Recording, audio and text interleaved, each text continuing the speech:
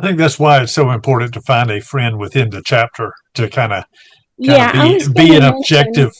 objective person, because you can get your emotions wrapped up in that kind of stuff. This is what my mama and my grandmama told me, that sort of thing. I But know, I right, know. and So your best friend in the chapter is going to be the chapter registrar. She is going to be a crackpot genealogist, and she will know where to look for those records, and she will guide you through that process. you are listening to Historyman, the platform for historians, curators, and authors to tell their stories of the American Revolution, walk in the footsteps of heroes, and proclaim freedom reigns.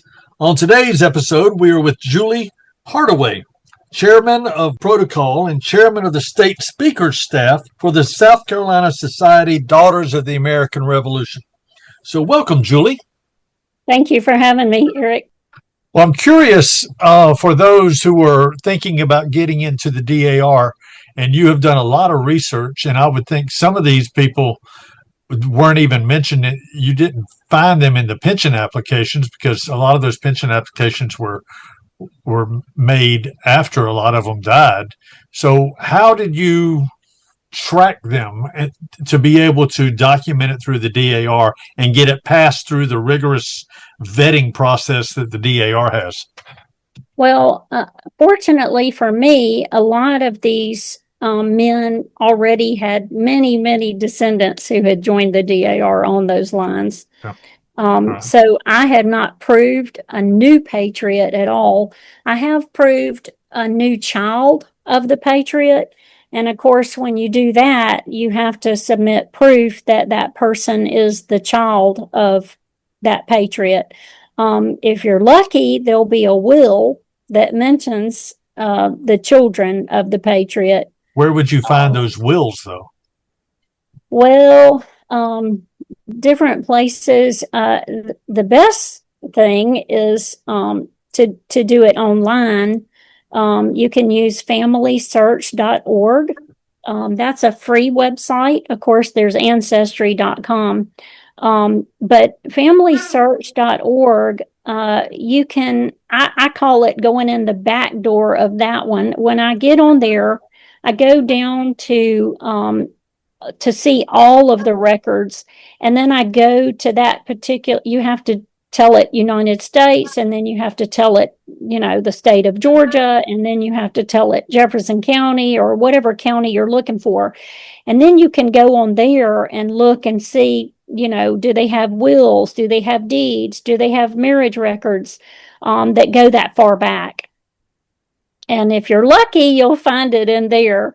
Well, Um, I know that a lot of people. You have a lot of people had the same names, right? And so it really is yes, kind of hard yes, to. that's when dates are so important. I see. Date. Okay. You would not have had let's say you wouldn't have had a 14-year-old that served as a colonel during the revolution. Those were going to Right. be older, more established men. So Yeah. a lot of people go and they go, well, I've got somebody that is in my lineage that I want to submit an application for, and it's a very daunting thing for these women that come to my booth in the different places that I go to. And I said, well, they do have resources at the DAR, especially the local chapters, and that they can help you. There's usually somebody within the local chapter that can say, "Hey, I know Yeah. somebody. Let's work it out this way." Tell me how you know Miss Smith comes up to you and says, "I'm interested in trying to find my people." Well, how would you tell them to go about doing that? Right. So you start with yourself and you go backwards in time. So you get birth, marriage, and death records for each generation that you can, each generation that exists. Now, the earlier you get into the 1800s, you'll find marriage records, but you're not going to find death certificates and things like that. Those are kind of 20th century documents. But anyway, the best thing is to just start and go, as far back as you can on that one person. Like, so your parents, you should be able to get if they passed away. You should be able to get death certificates on your parents and your grandparents. When you get back to your great grandparents, you might have to go to other records like census records, or they do let you use books, but you have to be really careful about like local history books, because they have to be sourced, which means they have to give you footnotes, or give you documentation of where they got that information. So in Um, my family, we came out of the mountains of North Carolina, and there was a lot of birthing in the cabins and stuff like that. And yes, the family records go through the Bibles, the Bible that's passed yes, down to the family member. Right now my first cousin has our family Bible, and we've got copies of those pages, but we don't actually have the Bible. right. Um, You can use that. I would recommend right now that you get the title page from the Bible showing the year that it was published, oh, the year that it was printed. That's very important. okay. Because it helps. You don't want a modern day Bible that people have just written things in that they think are true.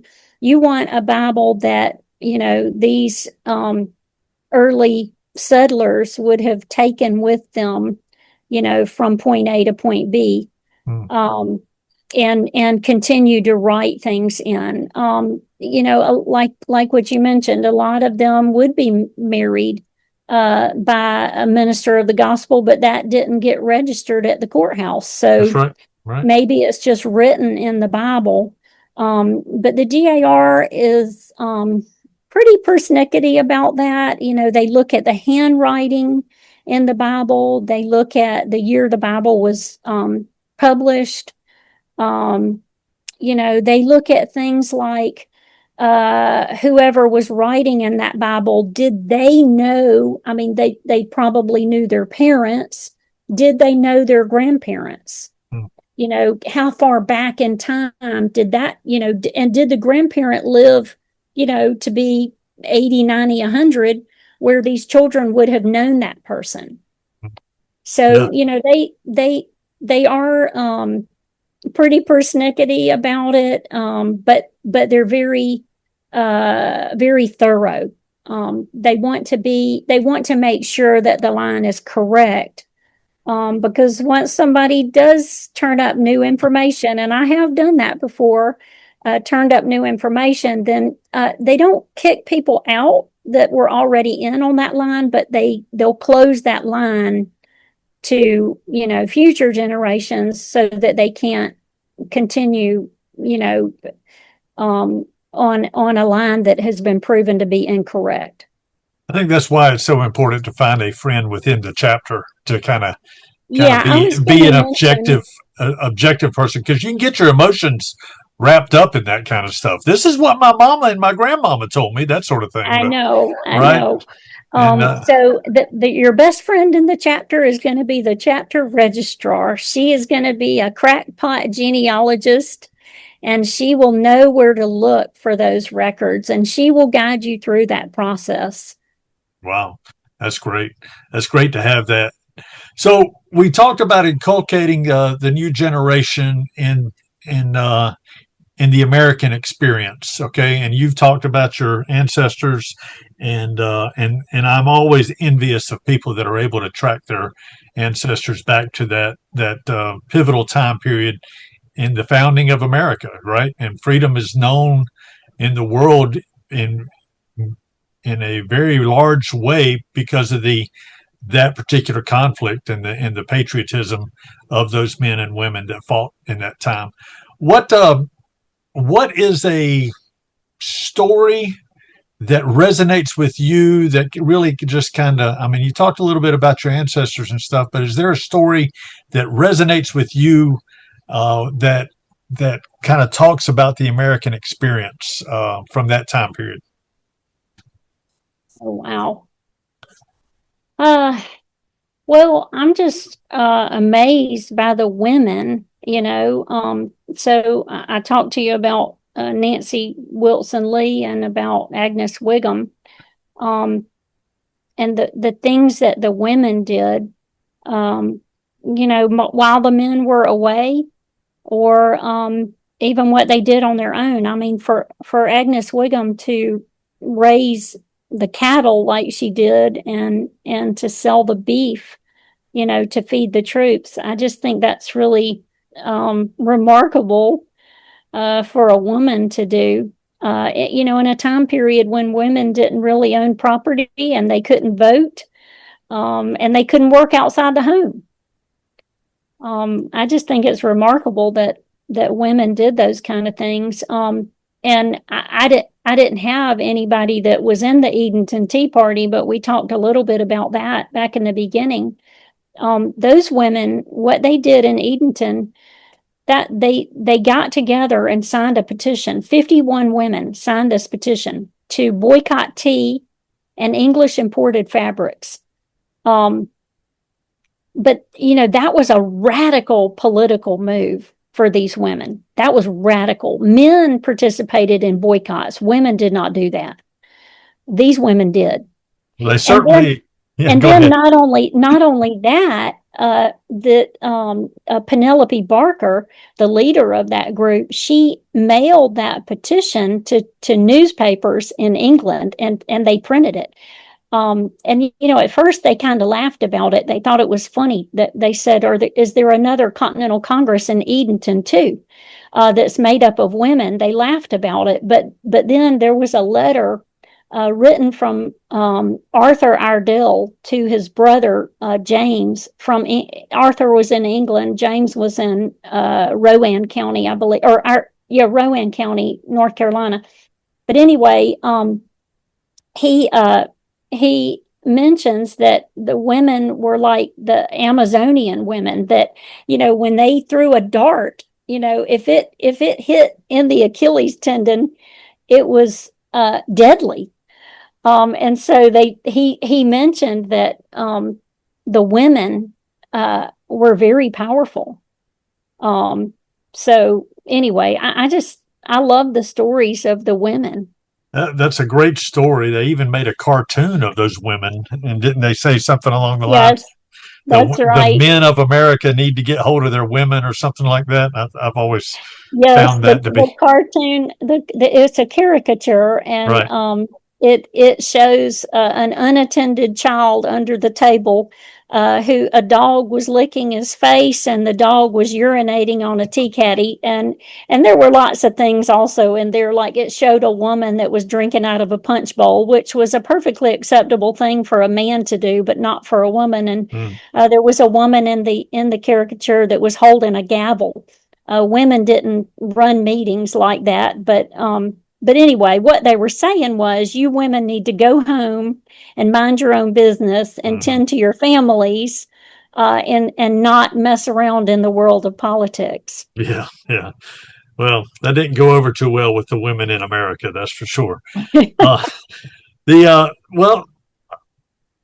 I asked this question of all my guests, and it's a tough question. I wouldn't have thought it would have been that tough, especially with some of the great minds that I've had on my podcast, but it is tough. We take a lot of things for granted these days, but what does freedom mean to you, Julie? Well, I mentioned that my father was fought in World War II. He was actually in the Pacific Theater and was in the Army Air Corps. He was a bombardier.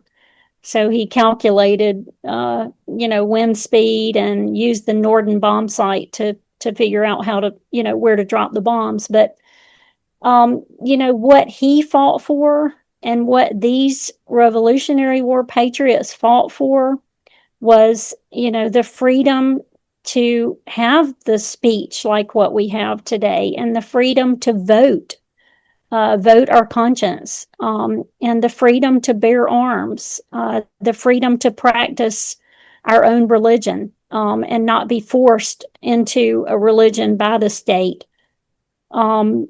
I just think that, those were some of the things that they fought for. And it's important to me We take them for granted being in this country, but I've traveled all around Europe, and this was in the mid to late 80s, still during the Cold War. And, when you come to a border, you had to go from one country to another, and be inspected and that kind of thing. And we don't even think about that in this country. We travel from state to state, and don't worry about those kind of things. But and I know I'm talking about states, and those were different countries, but it was a stark reminder to me that the freedoms that we have in this country are way different from what other people have in other countries. Very good. Well, how can people get a hold of you if they want to bring you in to speak at their gathering? They can send me a Facebook message, Julie Hardaway, on Messenger, or they can email me at JN, N like Nancy, JN Hardaway, HARDAWAY, at BellSouth, BELLSOUTH.net. Well, you certainly go a lot of places, and you have a lot of hats that you wear, and we feel so very honored that you came on to the Historyman podcast. So thank you very much. Can you think of anything else you want to talk about? I won't stop right here if you want to keep going, because we got 2 episodes on this thing right now. So I'm happy. So whatever you want to do. Well, I'll just throw one more thing out there. Okay. I think it's very important that we teach these things to the younger generation. Yeah. My parents taught it to me. Everywhere we went, we were in a big old station wagon. But anyway, everywhere we went, my parents took us to Washington, D.C. They thought it was important for us to see, history and see things in Washington, D.C. That had to do with the founding of our country. But my children, all 4 of them, were in the Children of the American Revolution. And so they grew up hearing these things and knowing these things. They are patriotic. And I just think it's important that we teach them these things that our ancestors sacrificed for us to have the freedoms that we have today. And we cannot forget that. You're exactly right. We have a responsibility as being the age that we are to pass on and hand off the baton, and not just hand it off from an emotional standpoint, but really teach them and the lessons of the revolution. So thank you so much. I appreciate that. You're welcome. Thank you for having me.